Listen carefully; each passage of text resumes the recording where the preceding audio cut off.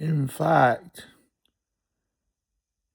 it's a lot more serious than that, because if preachers are conditioned, Baptist preachers or Christians are conditioned to say to someone else, you need to change your ways, because they selfishly want them to live the same way they live, not following the Lord, but following them. And they don't know the other person's motive for doing things or circumstances. But it's a bigger problem than you think, because preachers who say you need to change your ways have got a stronghold of that in their lives, of always judging the other person and thinking they're right and the other person is wrong. But there's a danger in this, because that other person might need that other Christian to recognize them. Because if they don't recognize them, it can lead to all sorts of problems. One, it can hold the person they're judging back and stop them living a fruitful and proper life where they can enjoy getting married and having children and having a job and purpose and a nice house and Christian ministry. It can stop all of that. But what's even worse, it can go against the Bible, because Cain disrespected Abel because he was jealous of him. That was the real reason. It wasn't because he found fault in Abel, although he probably told everyone else that he found fault in Abel, and said to Abel, you need to change your ways, because jealous people always say that to people they're jealous of. Whatever, they never say, I'm jealous of you. They always say it's because of you, not because of me. But can you see that preachers who always say you need to change your ways are in danger of committing a great sin, because they're holding that person back? And they're never good enough for them. And they're always waiting to hear their next reply, their next sermon, not the preacher's sermon, but the other person they're accusing, hear what they've got to say. And they think, oh, I'm satisfied what I've just heard from you till tomorrow. And then I'm itching to not be sure about you again. And then I need to hear another sermon from you to be convinced about you, that you're like me, that you're someone I can respect and give recognition to, until tomorrow. And then I'm not sure about you again and again and again. And that person becomes 60 years old and they still haven't been established in their life. And it's because the preacher is saying, you need to change your ways. I'm still not sure about you. I still don't know whether you're like me.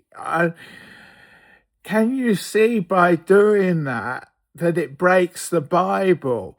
Because it also stops that person in their generation and their children's generation and their children's children's generation who know them from needing them as part of the body to function and fulfill their calling in life to help the next generation.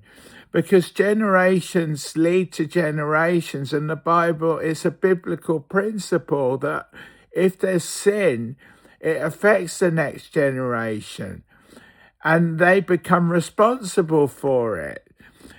And if I'm being held back, Nicholas, because a preacher keeps saying to me they still aren't convinced about me, or I need to change my ways, listen to my previous talk called You Need to Change Your Ways, ? By being like that, it's even worse than just saying you need to change your ways, which I don't agree with, because accountability has to be earned. And you have to give someone the right to hold you accountable, and they have to have it mutually reciprocative. So that they hold you to account and you allow them to, and you hold them to account and they allow you to. And then there's none of this, you need to change your ways.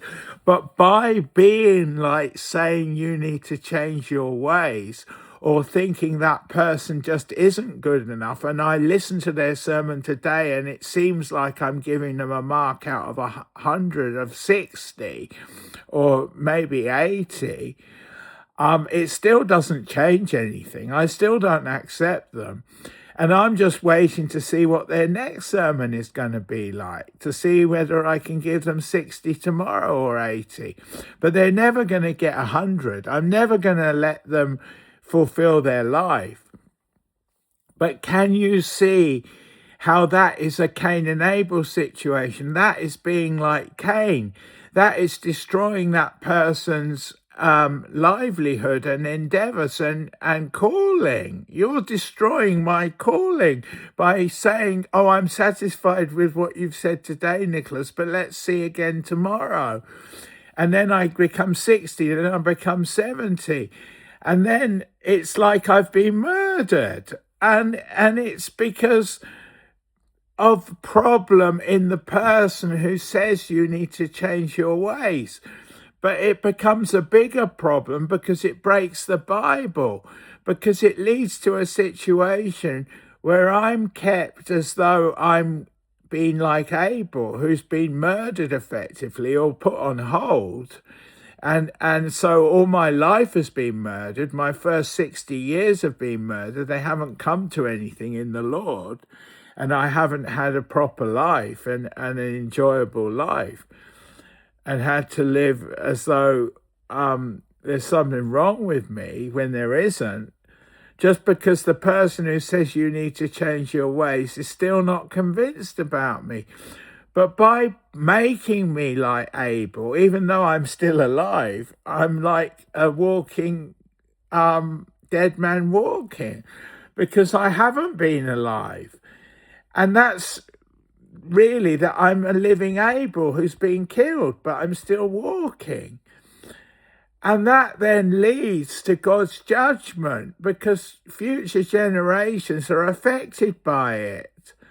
And I should have been doing something positive for them. And instead, they've had to accept the situation that I've been put out of the equation. So then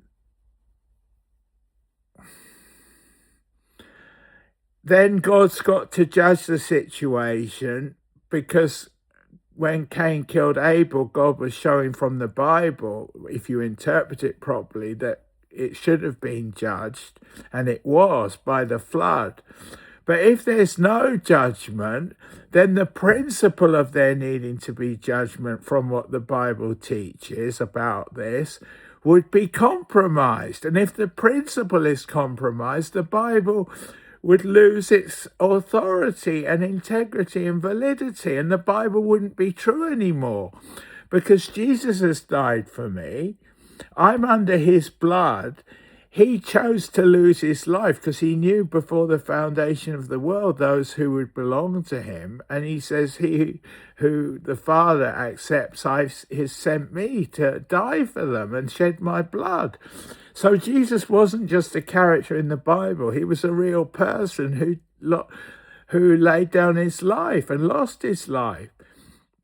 And because of that, if Jesus intended me to have a will and a plan from God and to save me, and the person who says to me, you need to change your ways all the time because they think my integrity isn't sound, or that I'm not valid, or I haven't got legitimacy, and they like my sermon today, they've given me 60 out of 100 for it, and tomorrow they might give me 80 out of 100, but it'll never be 100, and they'll always say the next day we need to have more proof and more proof.